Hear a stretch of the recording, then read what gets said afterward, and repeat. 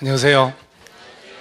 우리 지난주에 건축법 정리했고, 그렇죠? 오늘은 건축법은 뭐 지난주에 한 것만 하면 돼요. 오늘 저 221페이지를 펼쳐보시면은 221페이지 펼쳐요. 그래서 제2장이 무슨 법? 도시개발법. 도시개발법. 6문제 나오는데 이해하고 3장이 제일 어려워요. 2장하고 3장이. 오늘 수업 처음 들으시는 사람들은 해필이면 공법 제일 어려운 거 할 때 왔다. 지난주 건축법은 제일 쉬운 거였고, 국토법이야 뭐 쉬우나 어려우나 해야 되고, 다행히 이번 29회 시험은 도시개발법에서 정말 지엽적으로 구석구석에서 시험을 냈는데 돌아가면서 나와요. 돌아가면서. 내년에는 개발법은 쉽게 나온다는 거. 그 대신에 정비법이 쉽게 나왔으니까 내년은 정비법 어렵게 나오고, 이렇게 두 개가 거의 돌아가면서 나와요. 돌아가면서. 그래서 하나가 이쪽이 어려우면 이쪽은 쉽고 다 복불복이에요. 그래서 기본만 잘 하면 그냥 점수 나온다는 거. 기본만. 그래서 가르쳐 주지 않는 걸 풀라고 하지 말고 늘상 가르쳐 준 거라도 틀리지 말았으면 좋겠다 하는 거. 가르쳐 주는 거라도. 일단은 저 223페이지 보면은 개발 계획 수립이라고 있지요. 일단 이 도시개발법이 6개가 나오는데, 일단 우리 머릿속에는 여기 마곡지구 있죠. 마곡지구. 마곡 신도시 만드는 사업을 한 게 도시개발 사업이에요. 판교. 저 도시개발 사업하고 재개발 사업하고 비교를 해볼게요. 도시개발 사업이 뭔지, 재개발이 뭔지. 도시개발 사업은 한 300만 평을 지정하면 건물을 지을 수 있는 땅을 조성하는 사업이 도시개발 사업이에요. 그래서 300만 평 조성해서 주로 SH공사나 LH공사에서 땅을 조성하는 사업을 해요. 개발 사업을. 조성을 다 3, 4년에 걸쳐 했으면 이 땅을 건설회사 등에다가 분양을 하는 거예요. 그럼 건설회사 등은 땅을 공급받아가지고 용도 지역별로, 상업지역의 땅은 땅을 공급받아서 경쟁입찰로 다시 땅을 되파는 것보다 그 땅에다가 건물 지어 파는 게 더 유리하겠지요. 그래서 상가 건물 지어 분양하고 아파트 지어 분양을 하는 거예요. 그래서 지어진 상가 아파트가 30년 넘어서 다시 철거하고 다시 짓는 것, 이게 재개발, 재건축이에요. 도시개발 사업을 해야 땅을 먼저 조성하는 것, 그 땅을 공급받아서 건물 지었을 때 건축물이 노후 불량화되면 철거하는 사업이 정비사업, 재개발, 재건축이 되는 거예요. 그래서 건물 지을 땅을 조성하는 사업이 바로 도시개발 사업인데, 거기에 제일 먼저 223페이지 상단에 개발 계획 수립이라고 있잖아요. 이게 절차법이에요. 절차법이기 때문에 전체를 흐름을 보고 공부를 하셔야 돼요. 지엽적으로 하면 내가 현재 뭐 있는지를 몰라. 왜 이걸 하는지도 모르고. 그래서 제일 먼저 개발계획 짜고, 그 다음에 저 224페이지 아래를 보면은 도시개발 구역 지정 있나요? 구역 지정을 해야 돼요. 그래서 마곡 신도시 개발하자 하면 조사 다 해서 수개월, 수년에 걸쳐 구역 지정을 딱 해요. 개발 사업 하자라고. 그래서 시험을 낼 때 오늘 하는 법이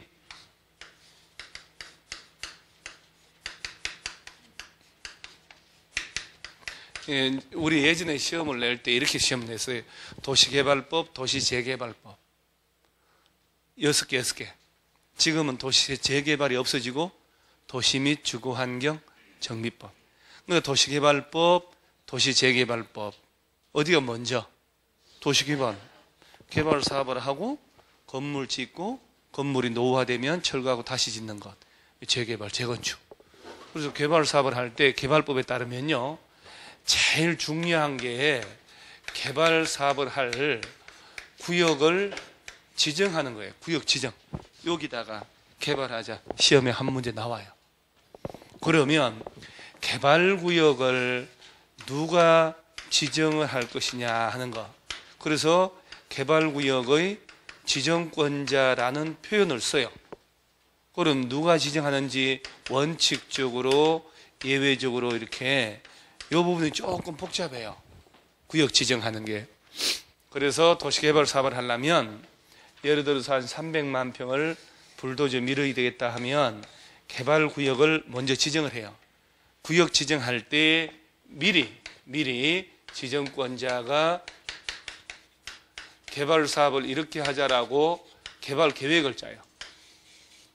그래서 개발 계획을 구역의 지정권자가 짜놓으면 지정권자가 개발 계획 짜놓고 이대로 구역 지정해요. 그래서 도시개발 사업이든 재개발이든 선계획 후 개발이 기본이에요. 이게 신도시 만드는 개념은. 그래서 제일 먼저 개발 계획 짜서 구역 지정을 한다. 그러면 구역 지정을 누군가가 하겠죠. 법적으로 정해졌어요. 법대로 가야 돼요. 그래서 개발구역은 적어도 특별시장, 광역시 또 나와요. 이렇게 공법은 매주 얘들이. 그 다음에 특별자치시, 특별자치도, 도지사. 그런데 이 법이 있을 때는 세종시가 없었어요. 그래서 시도지사, 그 다음에 요거, 그래서 법적으로는 문제를 안 삼아요. 특별시, 광역시, 제주도, 도지사, 그 다음에 50만 넘는 대도시, 시장. 아유, 참 이게 참 복잡해서. 그래서 얘들을 줄여가지고 뭐라 하냐면 시도지사, 대도시, 시장이다 이렇게 얘기해요. 예외적으로 국토교통부 장관도 지정할 수 있고, 요게 5개. 국토교통부 장관이 지정하는 사유 5개. 시험에 나올만 하잖아요. 여러 번 나왔는데 시험에서 틀린 거 골라봐라 이렇게. 그래서 도시개발구역 지정은 줄여서 시도지사, 그 다음에 대도시 시장이 지정하고 예외로 국토교통부 장관. 그러니까 지금 법조문 224페이지 보면은 하단에 개발구역 지정이 나오잖아요. 그렇죠? 그 다음에 오른쪽에 프리딩딩 박스 밑에 구역 지정의 제한이라고 있나요? 제한도 있고 맨 밑에 요청도 있지요. 요청도 있잖아요. 제한 요청 다르게 쓰면 틀려요. 시험에서 한 장 딱 넘겨보면 다음 페이지에 개발구역 지정할 수 있는 규모 있나요? 규모 뭐 13,000 에이 이런 거는 깔끔하게 외워 놓으셔야 돼요. 깔끔하게. 그런 거는 그냥 주민등록번호보다 더 중요하다는 거. 이거 여러 번 나왔으니까. 왜요? 그런 거는 외울 필요 없다고 할 줄 알았어요? 외울 게 많을수록 여러분은 생각을 바꾸셔야 돼요. 그럴수록 내 머리가 더 좋아지겠구나. 그러죠? 별로 그건 아닌 것 같은. 이게 면적이 수업 시간에 있잖아요. 수업 시간에 입으로 막 떠들면서 외우는 게 제일 좋아요. 수업 시간에. 이 개발구역 지정할 때 도시지역이 있고 도시지역 외 지역이 있는데 이 법을 참 보면요. 성의 없이 만들었다 하는 걸 알 수가 있는데 도시지역이라 하는 것은 보세요. 주거지역, 상업지역 얘기하잖아요. 공업지역. 그러죠? 주거지역, 상업지역에서는 최소 1만 제곱미터 이상, 3,000평 이상으로 하세요. 이렇게 돼 있어요. 공업지역은 공장 지을 목적으로 땅을 조성하는 거거든. 따따벌은 돼야 되니까 3만. 자연녹지, 생산녹지 지역 있죠? 1만 이상. 도시지역 바깥은 30만 이상.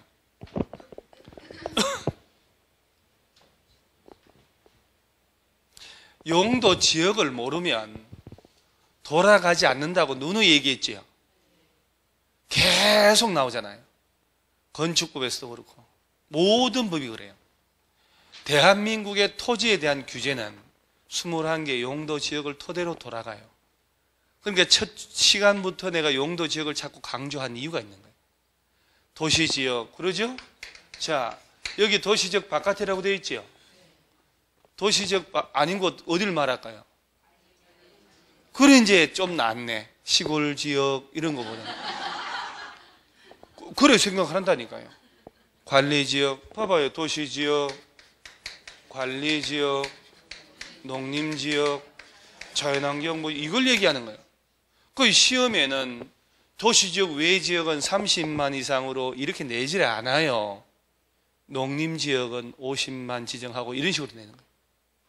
그러니까 이 안에 들어가는 의미가 어떤 의미인지를 알아야 된다 이 말이에요. 그러니까 이제 지금 여기 주거지역, 상업지역, 공업지역이라고 돼 있잖아요. 이런 데도 개발한다는데 말이 안 되는 게 도시개발 사업이 있다 보면 알지만 수용 방식으로 땅을 조소하는 게 있고 돌려주는 환지 방식이 있고 어쨌든 도시개발 사업은 예전에 이 도시개발법이 이거였어요. 이거.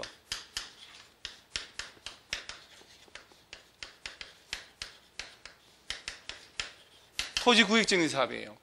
구역정리 사업을 해가지고 예를 들어서 땅이 엉망진창으로 울퉁불퉁한 이 땅들을 바둑판식으로 반듯하게 구역정리 사업을 하는 거예요. 없던 시설 싹 다 설치하고 왼쪽 오른쪽 어디가 더 좋을까요? 이게 어디서 왔냐면 농지 있죠. 농지의 여기서 왔다고. 여기서 온 거예요. 애지간한 시골로 가면 논이죠. 논. 바둑판식으로 반듯하게 됐다니까. 이게 일제 때부터 그랬을까요? 아니라니까요. 70년대 들어와서 농지에 경지정리 사업 한 거예요. 왜? 트랙터 들어오고 경운기 들어오고 하니까 옛날 논처럼 옛날 농사는 지게지고 농사 지으면 되거든. 안 된단 말이에요. 그러니까 농지를 바둑판식으로 반듯하게 해서 도로를 쫙쫙쫙. 요새 얼마나 농사 짓기 좋아요. 신기한 게 그 넓은 논이 저 가을에 벼베기 할 때 보세요. 콤바인 들어가서 쫙 반나절이면 다 해요. 그리고 완전 포장까지 돼서 나와. 그럼 도로변에 툭툭 올려놓으면 트럭이 와서 싣고 가버려요. 한나절이면 다 돼버려. 그렇게 하기 위해서 농지를 구역정리 사업을 하는 거. 이게 경지정리 사업, 바둑판식으로 그 사업의 원래 뿌리예요. 이놈이. 이게 구역정리 사업으로 온 거예요. 그런데 주거지역, 상업지역, 공업지역은 보세요. 주거지역은 얼마 이상으로 지정하라고? 10,000. 공업지역은 30,000. 주거지역, 상업지역에 구역정리할 땅이 있을까요? 아파트 지어졌고 상가, 공장 다 지어졌을 거 아니에요. 무슨 도시개발 사업을 해요? 말도 안 되지. 성의 하나도 없이 만드는 거예요. 저런 데는 재개발, 재건축하는 거예요. 도시지역 안에 어디 저런 빈 땅이 하나도 없다니까 지금. 누가 수십만 평을 비워놓고 구역정리 사업을 하라고 그래요. 말도 안 되잖아요. 그러니까 토지구역정리 사업은 주로 어디서 하냐면 도시지역에서는 녹지 있잖아. 녹지, 임야 농지. 도시지역 왜? 여기에서 효과가 있는 사업이에요. 이런 농지 임야를 밀어버리고 건물 지을 수 있는 땅을 조성하는 사업이거든. 그러니까 이게 완전 성의 없는 사업이에요. 그러고도 시험을 냅니다. 바꾸지도 않아요. 그래서 여기는 주로 차라리 도시개발 사업이 아니고 재개발, 재건축으로 가야 되거든. 그래서 주거지역, 그래도 뭐 법조문이 있으니까. 주거지역, 상업지역은 얼마 이상으로만 하라고요? 10,000. 공업지역은 30,000. 자연녹지, 생산녹지 있지요. 보존녹지 없잖아요. 그러죠? 그러니까 눈설미가 있어야 돼요. 용도지역을 배웠는데 녹지지역 중에 보존녹지가 없지 이렇게 해야 되는 거예요. 보존녹지는 개발하면 안 돼요. 그래서 제외되고 이렇게 됐거든요. 그 다음에 도시 외 지역 있잖아요. 관리지역, 농림지역, 자연환경 보존지역은 개발 사업 하면 안 돼요. 30만. 자, 칠판 한번 보세요. 책 보고 가죠. 주거지역 얼마 이상? 상업지역은? 지금 3만이라 하신 분들 있죠, 지금? 이쪽 줄이에요?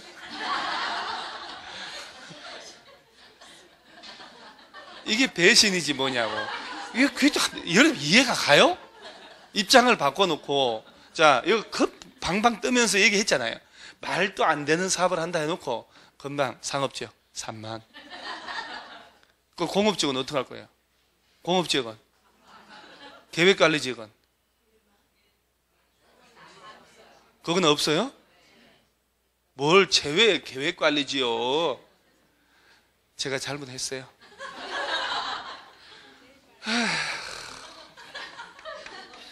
관리지요. 보전관리, 생산관리, 계획관리 여기 제외되는 거 없어. 녹지지역 중에 보전 녹지가 없지. 그거 여러분 듣는 거예요? 얘기하는 걸? 듣고 있는 거요? 아니면 멍하고 있는 거요? 그러죠? 이렇게 그게 왜 그런지 아세요? 얘네들이 익숙치를 않아서 그래요. 21개 용도적이 정확하게 내가 익숙하지 않기 때문에 그래요. 만약에 강의하는 사람들끼리 얘기하잖아요. 그러면 두두두두 얘기하고 다 가도 이제 더 스르스르 안단 말이에요. 근데 학생들이 익숙치 않아서 그래요. 그래서 용도지역 좀 신경 쓰라고 그렇게 얘기를 한 거예요. 그래서 보면 도시지역 바깥이라는 얘기는 어딜 말하냐? 관리지역, 농림지역. 여기는 안 돼. 여기는 또 개발사업 못해요. 그래서 요 그 시험 내는 거 이렇게 계획관리, 생산관리. 그래도 얼마 이상? 30만. 도시지역 바깥은 얼마 이상이냐? 그럼 대답 잘해요. 30만. 근데 관리지역은요? 그러면 헐만 이런다니까요. 이런 거 시험에 가끔 나오는데 틀리면 정말 속상하다니까요. 이런 걸 틀려놓고 어려운 걸 맞히고 싶어서 버버벅 거리고 있다니까. 아니, 절대 그러면 안 돼요. 그래서 요 면적 이상으로 구역 지정을 하겠지요? 하잖아요. 자, 제일 먼저 뭘 짜고? 여러분들이 저런 용어가 익숙해야 돼. 자, 그럼 왜 그러냐 보세요. 저 서울시 봐봐요. 마곡 저놈은 강서구잖아요. 구역 지정 누가 했을까? 서울시장이 했잖아요. 강서구청장 하는 게 아니요. 그러면 저 판교 신도시도 도시개발사업 한 거거든. 저거는 누가 지정했을까? 그 원래는 경기도인데 저거 국가가 직접 하는 바람에 국토교통부 장관이 한 거예요. 그러니까 보세요. 서울시에서 구역 지정하면 SH공사 있잖아요. 서울하우징. 지방공기업이 있다니까 서울시 사나? 걔하보고 네가 하라고 한 거예요. 그런데 국가가 직접 공사를 해야 되겠다. 관계 중앙행정기관의 장의 요청을 받았다. 일정한 공공기관, 정부 출연기관 장이 30만 이상으로 제한 들어온다. 천재지변 난리가 났다. 그렇다면 국토교통부 중앙정부가 직접 지정하거든. 국가가 직접 할 필요가 있을 때. 그래서 진짜 정말 좋은 위치에 아파트하고 업무시설을 공급해야 되겠다. 하도 땅값, 집값이 오르니까 국토교통부에서 판교를 지정한 거예요. 그러면서 시행자를 SH공사가 아니고 그때는 서울하우징은 서울시 산하 공기업이니까 LH공사를 네가 하라고 한 거예요. 그래서 판교는 한국토지주택공사가 사업을 한 거고 마곡지구는 SH공사 서울하우징 서울시 산하 공기업이 한 거예요. 이 지정권자가 시행자 정해줘야 되니까. 그래서 개발구역을 머릿속에 지정을 먼저 구역을 지정하고 네가 개발 사업해라고 시행자를 정해줘야 되는 거예요. 그럼 법적으로 시행자가 누가 될는지 나올 거 아니에요. 이렇게 법으로다가요 규정을 하고 있다니까. 이렇게 정하고 있다고. 얘들이 시행자 될 수 있다. 이거 시험에 이제 여기 한번 이번에 나온 거예요. 여기서 이상한 구투머리 있는 거. 그러면 사업 시행자가 정해지면 그놈은 우리가 이 면적이 얼마고 어떤 식으로 할 것이고 등등의 구체적인 사업의 스케줄자, 이걸 뭐라고 하냐? 이걸 실시계획이라고 그래요. 봐봐요. 얘는 실시계획이라고 그러죠. 얘는 개발계획이잖아요. 그러면 실시계획은 누가 짤까? 시행자가. 시행자가 짜서 인가 받아야 돼. 인가. 지정권자 찾아가서 그 개발법은 누구누구에게 누가 이거 얼마 받고서 시험을 내는데요. 자, 그럼 일단 구역 지정을 하고 시행자를 정해줄 거 아니야. 그럼 보세요. 한 장 넘겨보면은 228페이지 하단 봐봐요. 절차 그대로 나오잖아요. 시행자가 나오죠. 법으로다가 또 누가 시행자 될 수 있냐 쫙 정해졌다니까. 자, 그 중에 말이에요. 하단 박스에 국가, 지자체 온 김에 동그라미 한번 하세요. 국가 박스에 첫 번째 1번 있잖아요. 국가, 지자체. 그러니까 도시개발사업은 국가가 직접 할 수도 있어 없어요? 있다고. 그 다음에 자치단체가 직접 해도 된다. 그 다음에 밑에 대통령령으로 정하는 공공기관 해놓고 세 놈이 나오는데 오른쪽에 한국토지주택공사 있지요. 수자원공사, 농어촌공사, 얘들하고 뭔 시험과 관계 있겠어요? LH공사만 줄쳐놓으면 돼요. 그러니까 이제 오늘부터 한국토지주택공사란 말 너무 길잖아요.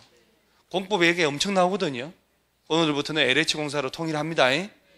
랜드앤하우징이라고 하는 건데 저 원래가 여러분 그건 아실 거예요. 토지공사가 따로 있었고 주택공사 따로 있었어요. 그걸 통합을 한 거예요. 그걸 통합. 얘들 빗덩어리. 얘네들이 경영을 방만하게 해가지고 공기업 얘네들이 땅 장사 많이 했거든요. 하루에 이자가 빚이 많아서 이자가 하루에 100억씩 나갔다고 그럼 믿으시겠어요? 그래봐야 한 달에 3천억밖에 안 되잖아요, 이자가. 그러죠? 얘들 빚이 얼마였는데 300조 가까운 빚이었는데 260조. 이자만 해도 1년에 3조 원 가까이 나갔었어요. 어마무시한 이거. 일반 민간기 삼성이었으면 계열사 사장 벌써 10번 잘렸어. 말도 안 되는 거예요. 그래 놓고 직원들 저 식구들이면 시험도 안 보고 채용하게끔 만들어 놓고 성과급 엄청나게 주고 엄청난 혜택을 보는 거예요. 말도 안 되는 짓을 많이 해요. 그래서 LH공사 애들이 공법에서 엄청 자주 나와요. 이건 무슨 얘기냐면 국가가 보세요. 국가가 개발사업 해야 되겠다. 그럼 국토교통부에서 지정하잖아요. 국가가. 그럼 국가가 직접 할 수도 있지만 주로 중앙정부사나 LH공사 있지요. 야 보고 하라고 정해주는 거예요. 얘 보고. 그 다음에 나머지 냅두고 그 두 번째 칸에 있는 3번 거시기 한국철도시설공단 이거를 갖다가 딴 걸로 바꿔서 이번에 시험 나오는데 그건 뭐 차차 얘기하고 아예 그 다시는 안 나오니까 신경 쓰지 마시고 4번에 중요한 거 나옵니다. 지방공기업에 따라 설립된 지방공사란 말 나오나요? 지방공사라가 지방에 있는 공군사관학교가 아니고 좀 많이 설렁한 얘기를 합니다만 지금 뭐 각 형님들 주무시고 계시니까 좀 잠도 깨워야 되고 지방공사라는 말은 꼭 명심하셔야 돼. 이 지방공사하고 LH공사 시험에 무지하게 나오거든. 진짜 한 번만 제대로 이해해야 돼. 저 지방자치단체 산하의 공기업을 지방공사라고 하는 거예요. 서울시 산하 도시철도공사 이렇게 나오잖아요. 서울시 산하 SH공사 서울하우징 얘네들 얘기하는 거예요. 충청남도 안에 충남도시개발공사라는 게 있다 이 말이에요. 서울시 산하 서울도시개발공사 경기도 산하 도시개발공사 있다 이 말이에요. 그러면 경기도지사가 선출이 되면 경기도 산하 공기업 사장들은 경기도지사가 임명을 하는 거예요. 중앙정부하고는 아무 관련이 없어요. 여러분 지방공사라는 것은 지방자치단체 속에 있는 공기업을 말한다 이렇게 하셔야 돼요. 야하고 중앙정부하고 관련이 있을까 없을까? 특히 지방공사 얘하고 국토교통부 장관하고 만나는 장면을 보면 불륜이에요. 불륜. 시험에 네 그렇게 나오거든. 얘들 다 틀렸어 무조건. 절대로 얼굴 볼 일이 없는 거야. 듣고 있죠 지금? 그러니까 요 보세요. 서울시장은 구역 지정했죠? 그러고 난 다음에 서울시 산하 SH공사한테 네가 하라 할 수 있는 법적 지위를 만들어주고 있는 거예요 이게. 경기도지사가 개발구역 지정했지? 그럼 경기도시개발공사 사장한테 이 사업은 네가 하라고 그렇게 할 수 있도록 법적으로 이렇게 근거를 주고 있는 거예요. 지방공사도 할 수 있다. LH공사도 할 수 있다. 국가나 지자체도 할 수 있다라고 딱 법조문을 만들어 놓은 이유는 얘가 법에 없어 봐요. 얘가 규정이 없으면 서울시에서 개발구역 지정하고 서울시 SH공사한테 네가 하라고 할 수 있는 법적 근거가 없잖아요. 그래서 이렇게 두는 거예요. 이렇게. 그 다음 오른쪽 상단에 5번에 도시개발구역의 토지 소유자 딱 줄치고 제일 중요합니다. 토지 소유자란 말 나왔죠. 지주들이 직접 개발할 수 있도록 법적 근거를 주는 거예요. 그 다음에 6번 제일 중요합니다. 도시개발구역의 토지 소유자가 도시개발 사업을 위해 설립한 뭐라고 그랬어요? 드디어 우리 공법에서 조합이라는 애들이 온 천지에 너구리처럼 기어나와요. 첫 번째 조합이 나옵니다. 다음 주에는 조합의 맛, 참된 동의, 오리지널 맛볼 수가 있어요. 오늘 동의가 좀 나와요. 면적의 3분의 1 이렇게. 다음 주에 나오는 동의에 비하면 얘는 3발에 피어. 다음 주에 재개발, 재건축하거든. 완전히.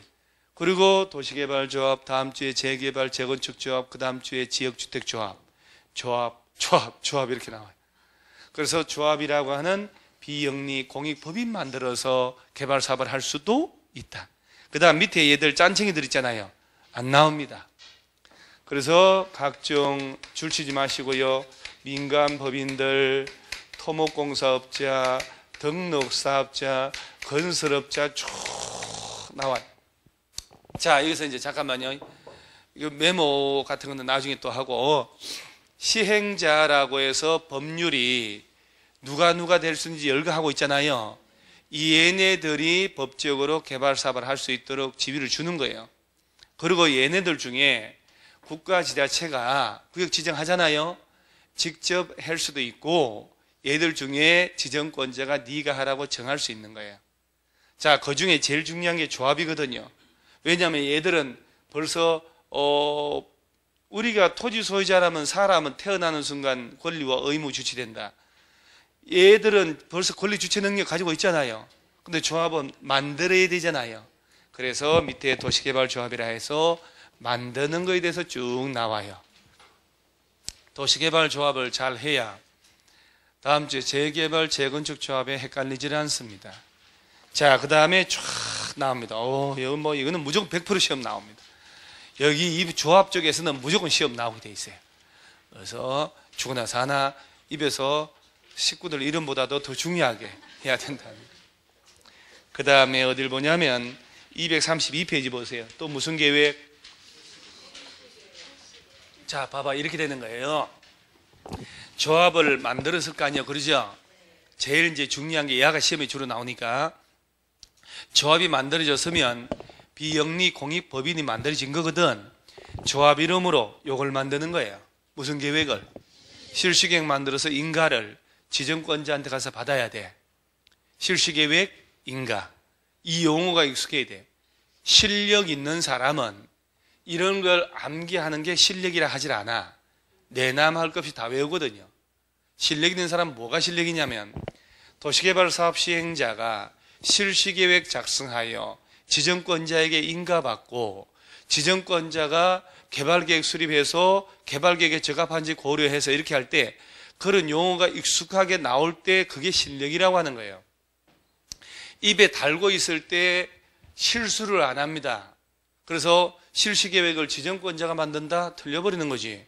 누가 만든다고요? 시행자. 지정권자가 시행자가 되는 경우도 있나요? 봐봐요. 국가 지자체도 시행자 될 수 있지요. 그리고 여기 있죠. 구역 지정하는 얘네들이 직접 할 수도 있다. 그럼 지정권자가 누가 됐든지 간에 구역 지정할 거 아니야. 그리고 네가 하라고 했지. 그래서 그놈이 지정권자 찾아가서 뭘 받고 인가 안 받고 하는 행위는 효력이 없다면 그 다음 지정권자가 직접 할 수도 있잖아요. 인가권자가 지정권자 아니야. 그럼 지가 직접 할 때는 인가 받을 필요 없다. 고시만 하면 된다. 그런 표현들이 익숙해져야 실력이 있는 거지 단순 암기가 실력 있는 건 아니에요. 단순 암기 예상문제 풀어버리면 게임 끝나니까. 예상문제 풀어서도 안 되는 게 바로 전체 흐름이거든.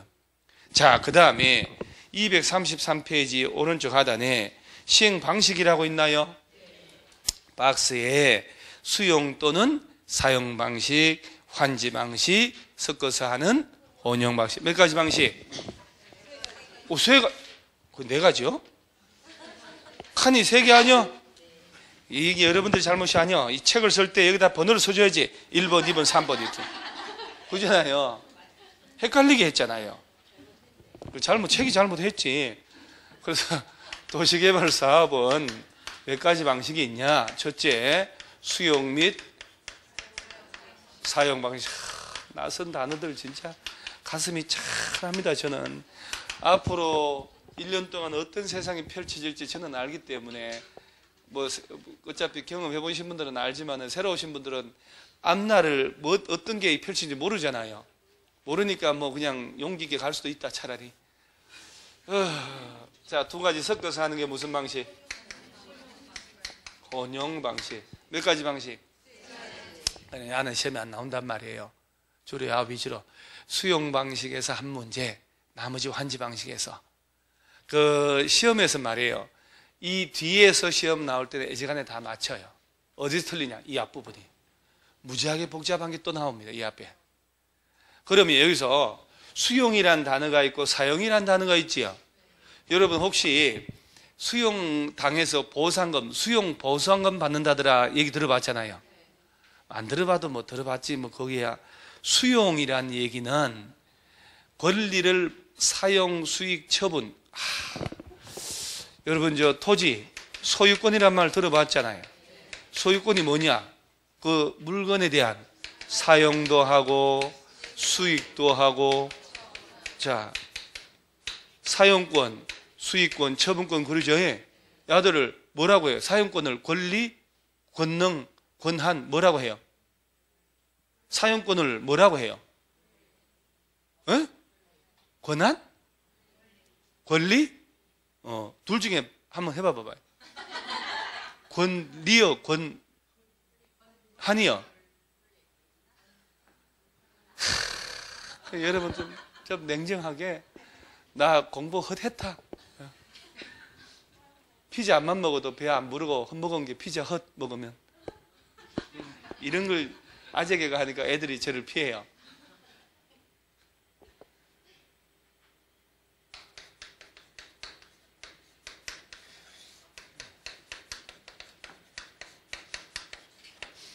대리권은 권한이라고 해요.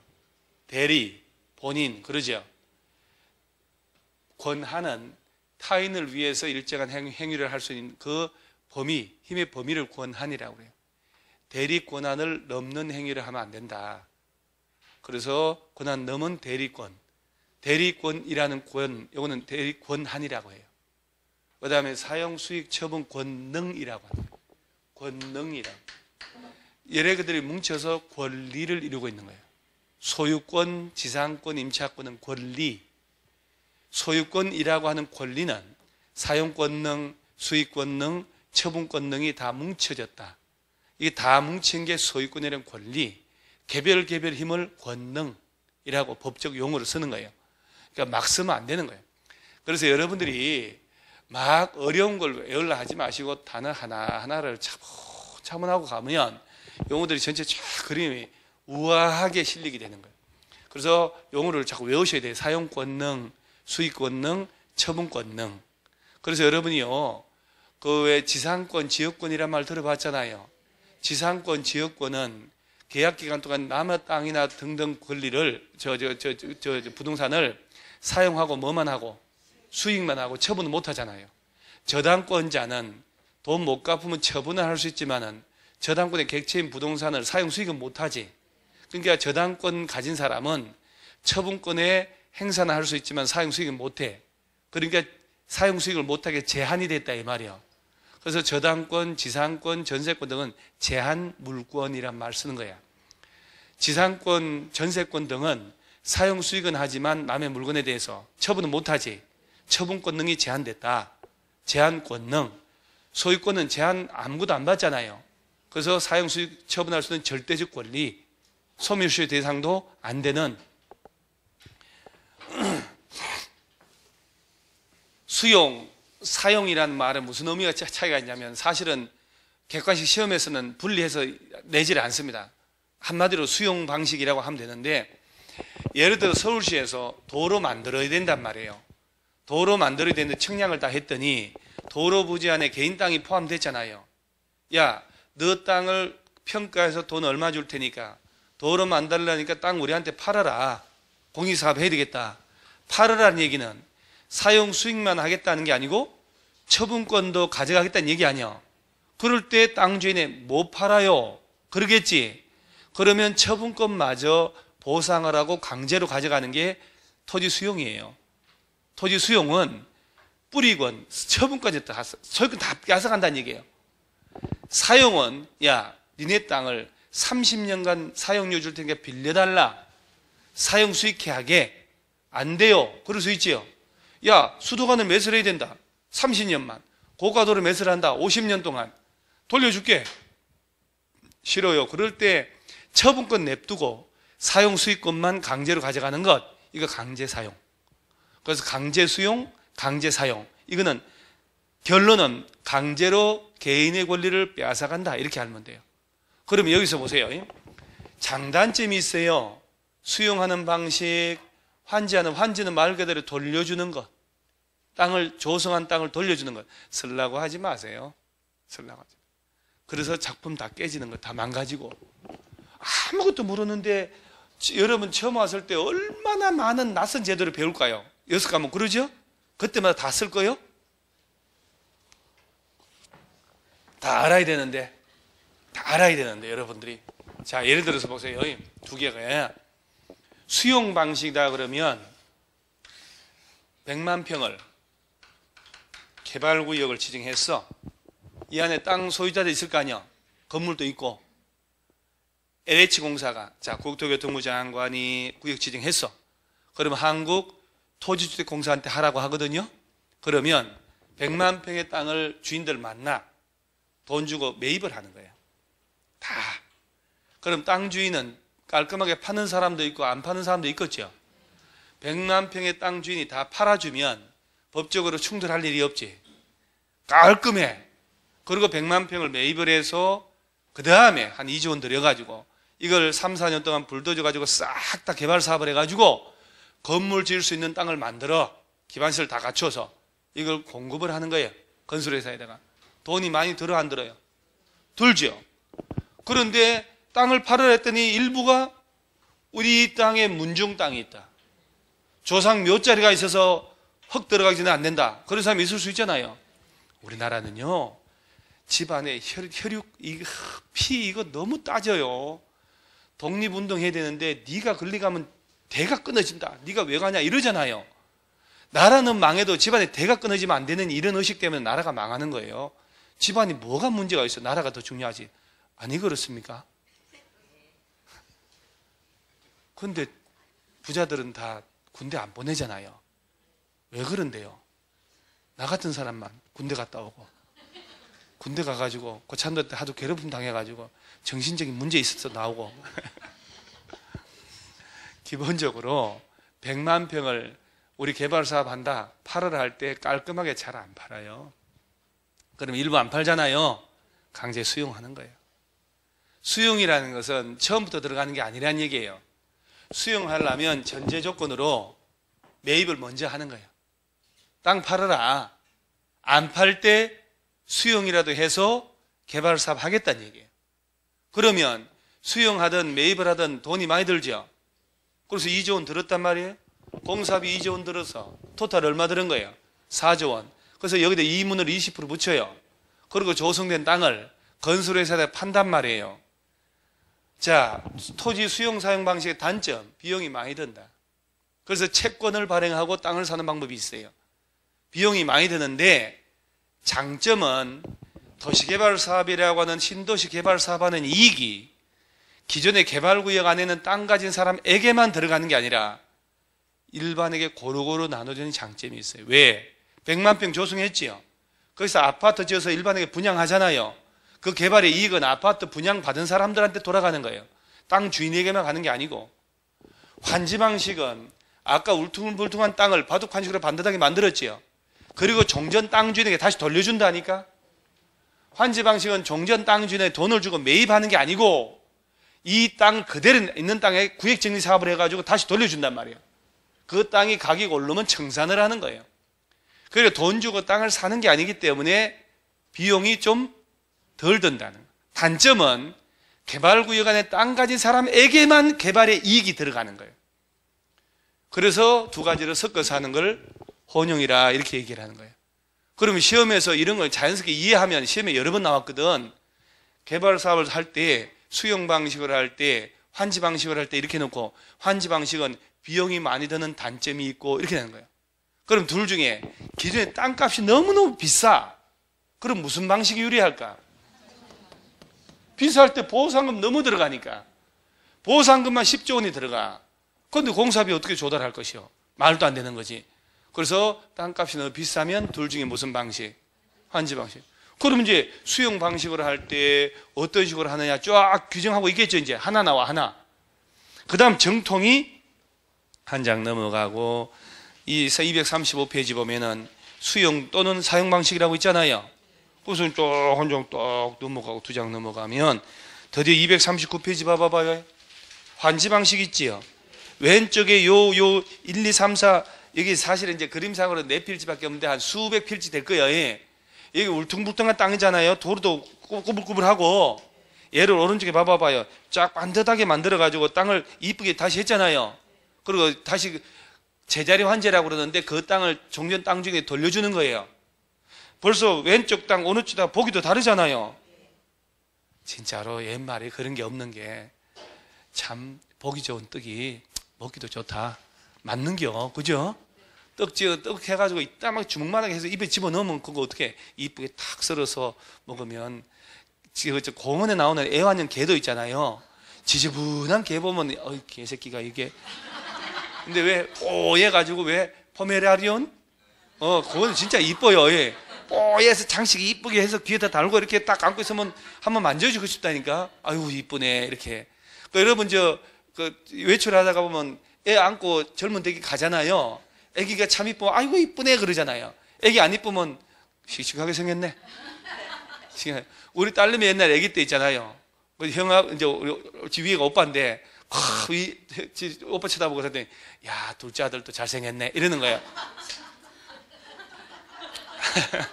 아니 딸내미인데 그거 속상하더라고.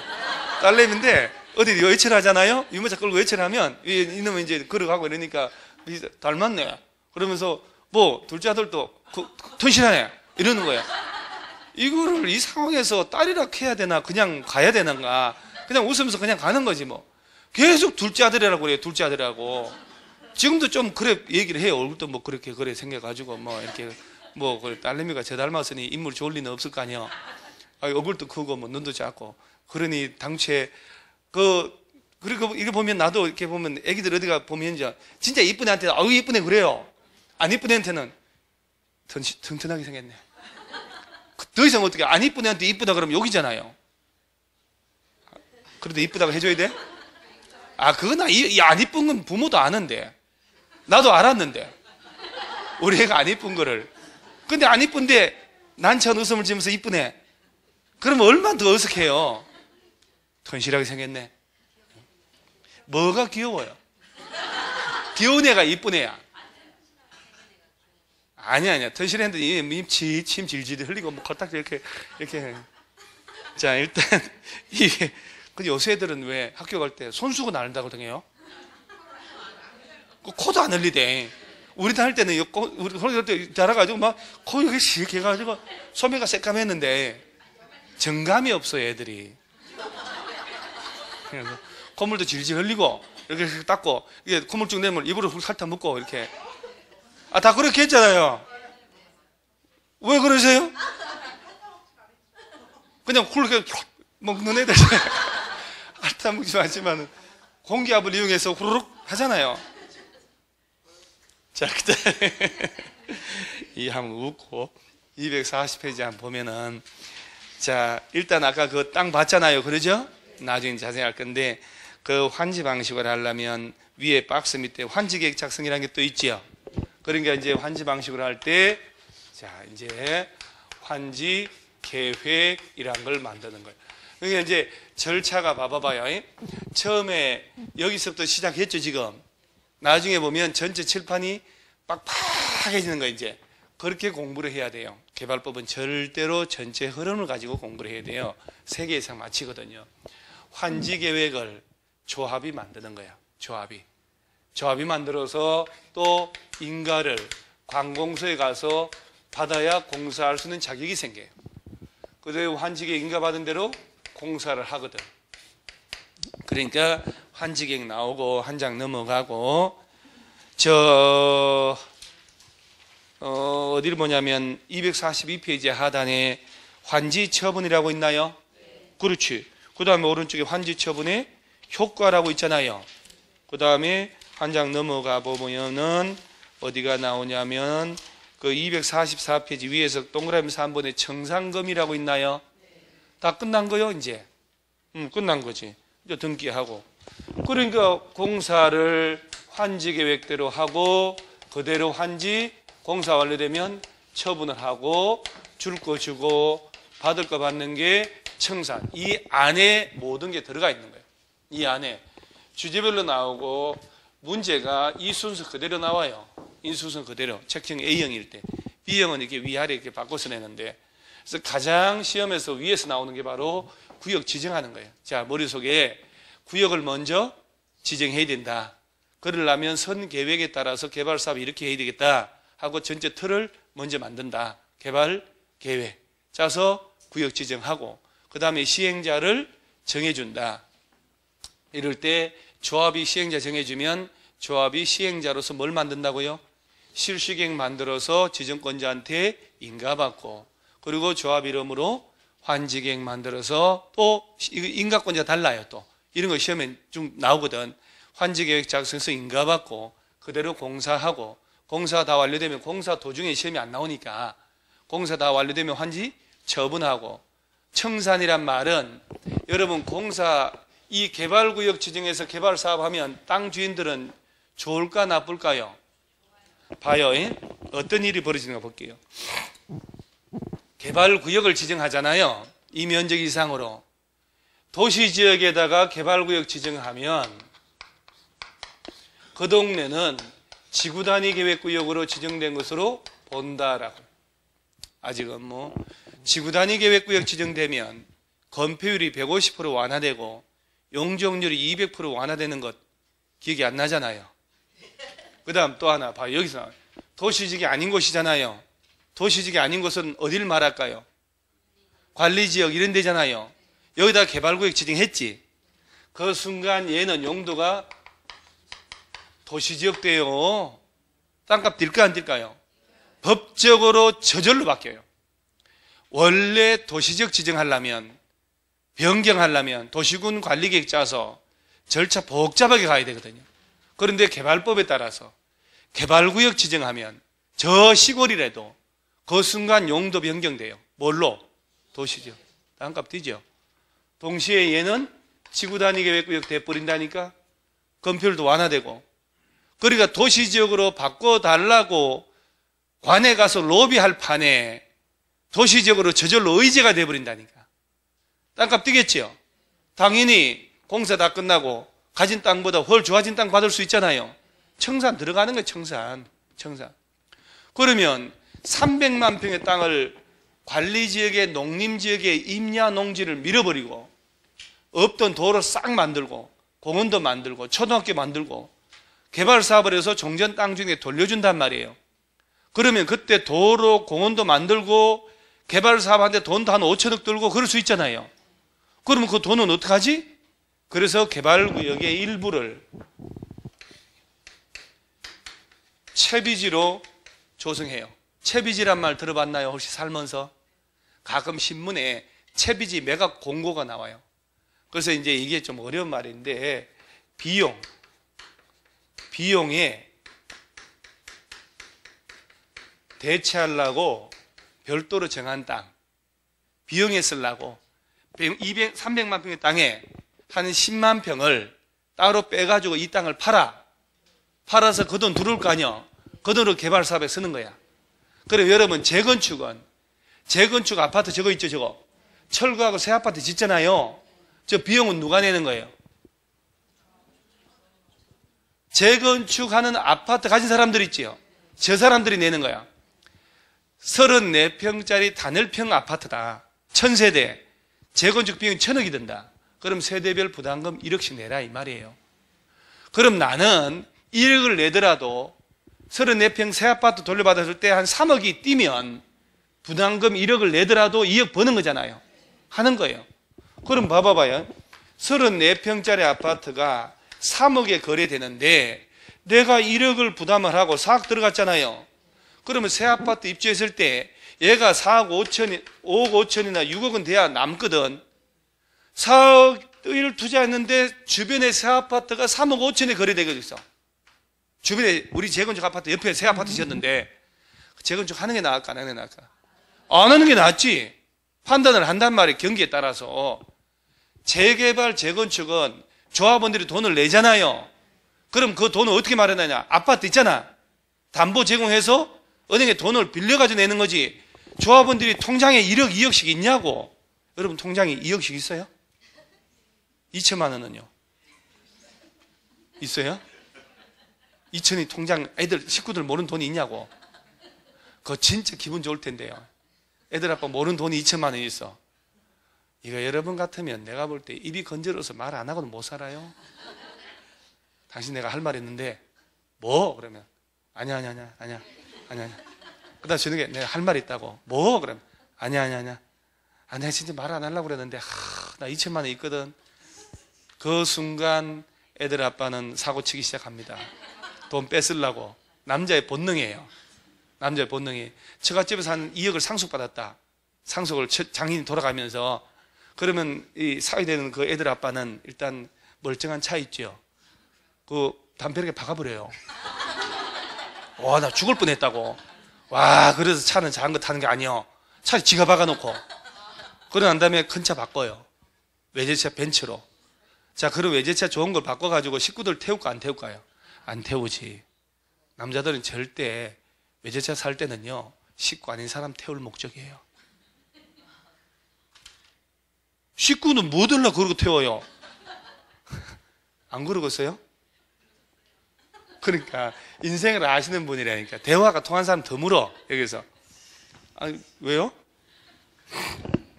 그래서 재개발, 이거 농담인 거 알죠 이거? 저 외제차 없어요? 재개발 재건축은 개별 조합원들이 가진 집을 담보로 집단 대출을 받아서 부담금을 내는 거고, 도시개발 사업은 땅 가지고 있잖아요. 땅은 아파트만큼 담보가치 인정 안 되잖아요.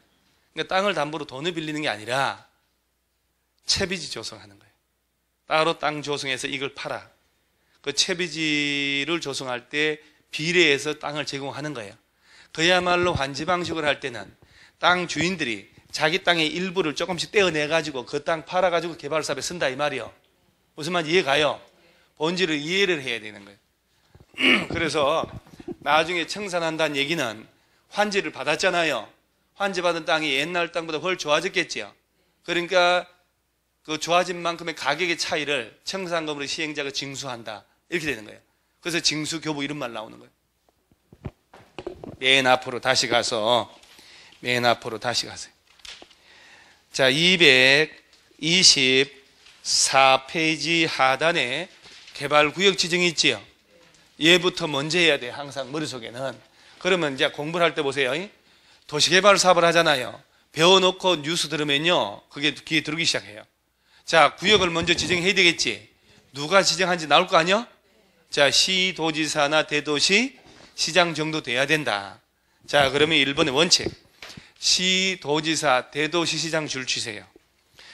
줄을 이것저것 막 치면 안 되고요.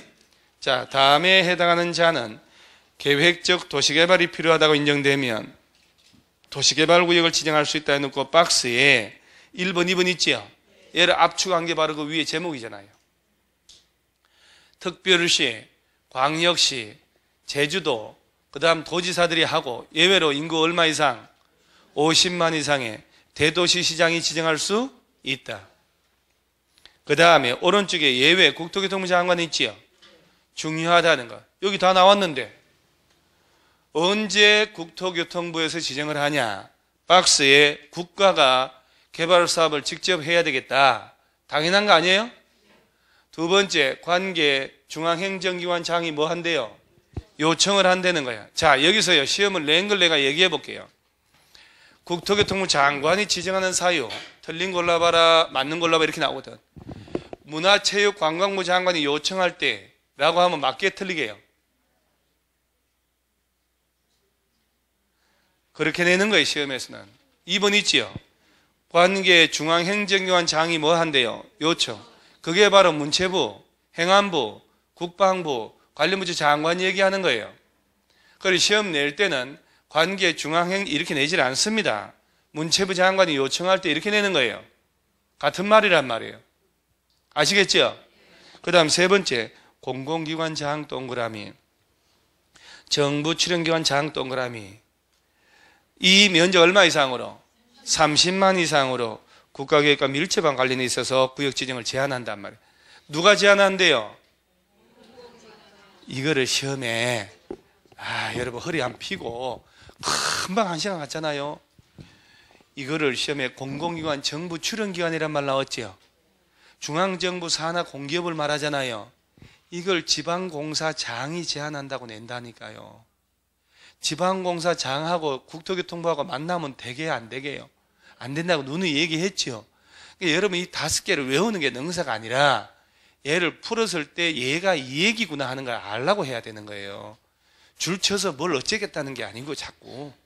그 다음에 네 번째가 둘 이상 시도, 대도시 행정을 걸치는 경우 이런 말 나오죠. 관계 시도, 대도시시장이 협의가 안 될 때. 자, 이게 이런 얘기예요. 개발구역을 지정하는데 봐요. 서울시하고 경기도에 걸쳐서 개발구역 지정할 수 있지. 2개의 시도에 걸쳤잖아요. 이러면 누가 지정해야 될지 애매하잖아요. 그럼 2개 이상 시도에 걸치면 국토교통부 장관 지정한다고 하는 거 아니에요, 지금?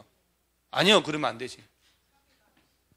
이럴 때는요, 일단 머릿속에 2 이상 시도에 걸치면 자기들끼리 협의를 해야 돼. 협의해서 누가 지정할래? 협의 안 돼서 빡 터질 때 그때 장관이 지정하는 거예요. 그래서 시도지사, 대도시시장 협의가 안 돼서 박 터져서 피가 철철 날 때. 자, 다시 한번. 시험에는 2 이상 시도, 대도시에 걸치면 처음부터 국토교통부 장관이 지정한다고 낸다고요. 그러면 안 된다고. 얘네들이 먼저 뭐부터 하고? 협의를 먼저 해야 돼. 누가 지정할지. 서로 하려고 그러겠지요. 협의가 안 될 수 있지. 그때 누가 지정? 국토교통부 장관이. 그 다음에 천재지변 난리가 났을 때. 자, 다시 한번 생각해 보세요. 원래 개발구역은 적어도 이 정도는 돼야 돼요. 시도지사나 대도시 시장. 예외로 누가? 국토교통부 장관 지정 사유 몇 가지? 5가지. 국가가 직접. 그러니까 공부를 여러분, 여러분들 공부하는 거 방법 바꿔야 돼요. 이러고 있잖아요. 여러분들이 이게 다 한 거야. 수업 듣고 책에 줄 쳤죠. 다 했어. 공부. 그리고 고개 들면 기억이 안 나. 그러면 안 돼요. 이걸 3번 이상 혼자 반복을 해줘야 되는 거예요. 그리고 머릿속에 화날 때 다음 파트로 가는 거예요. 국가가 사업을 해야 되겠다. 관련부처 장관이 요청한다. 공공기관, 정부 출연, 중앙정부 산하 공기업이잖아요. 주로 LH 공사가 얘들이 요청하거나, 그 다음에 제안하거나, 그 다음에 박 터지거나, 천재집에 난리 났거나 하면 누가 지정하고? 국토교통부 장관이. 원래는 시도지사나 대도시시장이. 이거 3월달 첫해 모의고사요. 이거 이런 거. 그러면 보세요, 여러분. 일반 시장, 군수, 구청장들은 지정 못하죠. 못하잖아요. 봐봐. 특별시, 광역시에서는 야들이 하네. 구청장 못하잖아요. 그 다음에 도지사 가잖아요. 일반 시장 군수 못하지. 그러니까 일반 시장 군수 구청장은 시도지사 찾아가가지고 지정해달라고 요청하는 제도가 있는 거예요. 이 요청. 그래서 시장, 군수는 도지사한테, 구청장은 특별시, 광역시에 가서 야들이 지정한다고 못한다고? 못하니까 요청하는 제도가 있는 거예요. 그게 저 밑에 오른쪽 페이지 맨 밑에 지정의 요청이 있나요? 시장 동그라미, 군수 동그라미, 구청장 동그라미는 대통령령으로 정한 바에 따라 누구에게? 시도지사에게 개발구역 지정을 뭘 할 수 있다고? 자, 문장 이렇게 되면 절대 그러면 안 돼요. 시장, 군수, 구청장 했죠? 누구에게? 뭘 할 수 있다. 이게 포인트란 얘기예요. 제한한다 그러면 안 되고 지정권자에게 그러면 안 된다 이 말이에요.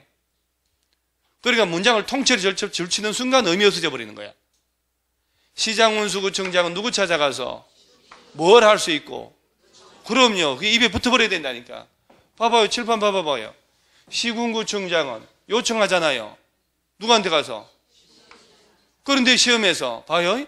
시장군수구청장은 구역의 지정권자에게 지정의 요청을 할 수 있고, 문장 완벽해요. 틀렸다고 누구도 의심 안 한다니까. 지정권자한테 요청하면 안 되지. 지정권자 얘 있잖아요. 얘. 여기도 있잖아요. 줄은 외측관. 그러죠? 띠리띠리띠리 해놨잖아요. 그래서 일반 시장 운수는 도지사한테 간다는 얘기고, 구청장은 야들한테 간다는 얘기요. 오케이? 이걸 하는 이유가 있는 거예요, 다. 다 진짜 이게 뭐 또 이게. 그 다음 저 위에 또 지정에 제한이 있나요? 얼굴 표정 봐라, 얼굴 표정 봐라. 어려운 거 나오지도 않았는데 다 징용 끌려가는 분위기예요. 왜 저 징용 가는 거 있잖아요. 군대 가는 분위기, 군대. 머리 깎고, 이거 진짜 짜증난다. 참을 한 잔 먹고, 머리 식히고 가요, 예? 식히고 가요.